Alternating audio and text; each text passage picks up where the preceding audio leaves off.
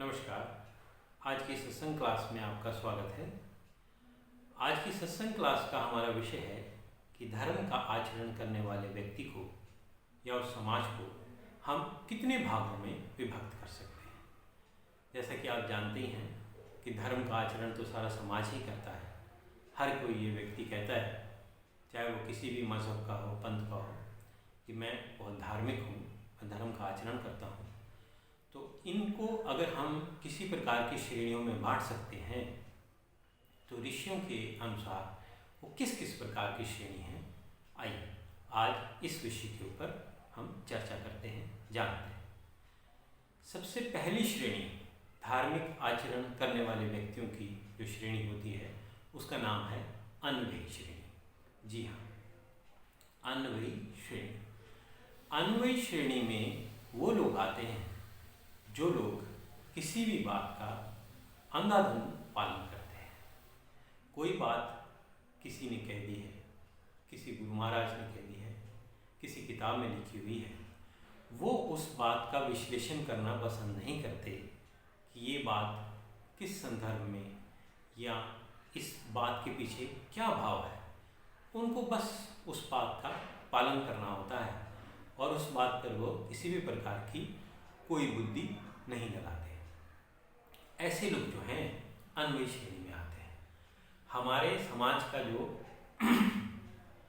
अधिकांश हिस्सा है वो अन्वयी श्रेणी में ही आता है। अन्वयी श्रेणी को आप एक तरीके से भेड़ों के झुंड के साथ भी उसकी तुलना कर सकते हैं, जो किसी चीज़ के पीछे चलती रहती है, अपना ज़्यादा दिमाग नहीं लगाती कि वो कहाँ जा रही है, कहाँ पहुँचेंगी, सही जा रहे हैं कि गलत जा रहे हैं। उनको बस चलने से मतलब होता है। तो इस श्रेणी को अन्वयी श्रेणी कहते हैं। दूसरे प्रकार की जो श्रेणी होती है उसको हम प्रत्यय श्रेणी कहते हैं। प्रत्यय श्रेणी में वो लोग आते हैं जो लोग अपनी बात को हठपूर्वक दूसरे से मनवाने की भी कोशिश करते हैं कि हम जो बात कह रहे हैं वही सही है और तुम जो अपना मत रख रहे हो उसका कोई मोल नहीं है, उसका कोई मूल्य नहीं है। ऐसे लोगों को प्रत्यय श्रेणी में कहा जाता है। आपने एक कहानी भी सुनी होगी जिसमें दो आदमी बहस रहे थे। जब उनकी बहस कसाई बहुत ज़्यादा हो गई तो एक तीसरा आदमी उनके बीच में आया और उसने उनको पूछा कि भाई बताओ किस बात के लिए आप लोग लड़ रहे हो। तो उनमें से एक आदमी इस बात को कह रहा था कि मैंने पहाड़ों को चलते हुए देखा है, और जबकि दूसरा व्यक्ति इस बात पे बहस रहा था कि भला पहाड़ कैसे चल सकते हैं, और दोनों इसी बात को लेके गर्मा गर्म बहस में लगे हुए थे। तो ऐसे में जो तीसरे व्यक्ति है उसने बड़ी शांतिपूर्वक उनसे पूछा कि बताओ भाई, जब पहाड़ चल रहे थे तो ऐसा तो नहीं कि तुम उस समय किसी ट्रेन में बैठे हुए थे। तो पहले व्यक्ति ने कहा हाँ, मैं उस समय ट्रेन में ही बैठा हुआ था और मैंने खुद अपनी आंखों से देखा कि पेड़ पहाड़ चल रहे हैं।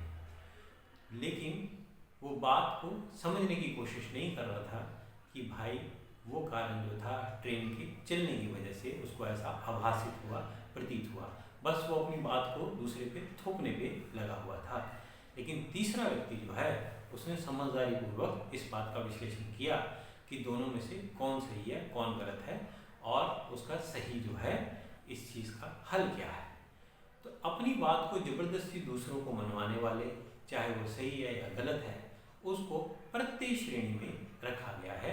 ऋषियों ने उनको प्रत्यय श्रेणी में रखा गया है। तीसरी जो श्रेणी है उसको हम समन्वय श्रेणी कहते हैं। समन्वय श्रेणी में वो लोग आते हैं जो लोग किसी भी चीज़ को बड़े ही समझदारी पूर्वक, नाप तोल के, जरा ध्यानपूर्वक, देख समझ के, देख सुन के किसी चीज़ को अपनाते हैं। वो एक राजहंस की तरह चलते हैं। राजहंस के बारे में जैसे कहा जाता है कि वो दूध पी लेता है लेकिन पानी छोड़ देता है अगर उसके सामने रखा जाए तो ऐसे ही लोग जो हैं वो जो श्रेष्ठ बातें होती हैं वो श्रेष्ठ बातों पे तो नज़र रखते हैं, जो निकृष्ट बातें होती हैं या जो बातें सार्थक नहीं लगती, अब वो इतनी ज़्यादा उपयोगी नहीं हैं, उसको छोड़ देते हैं। वो उस गाय की तरह आचरण करते हैं जो जगह जगह घूमती है और घास खाती है, औषधियाँ खाती है और जो गंद कूड़ा होता है उसको छोड़ देती है। इस प्रकार से आचरण करते हुए वो जगह जगह धर्म की श्रेष्ठ बातों को ग्रहण करते हैं। ऐसे लोग समन्वयी श्रेणी में आते हैं, क्योंकि वो इस बात को समझते हैं कि अगर कोई गुरु महाराज ये कह गए हैं कि भाई गर्मियों में पतले कपड़े पहनने चाहिए या जून जुलाई में पतले कपड़े पहनने चाहिए, और कोई कह गए हैं कि दिसंबर में मोटे कपड़े पहनने चाहिए, तो इसका मतलब ये नहीं कि पतले ही कपड़े पहन के रखने हैं या मोटे ही कपड़े पहन के रखने हैं।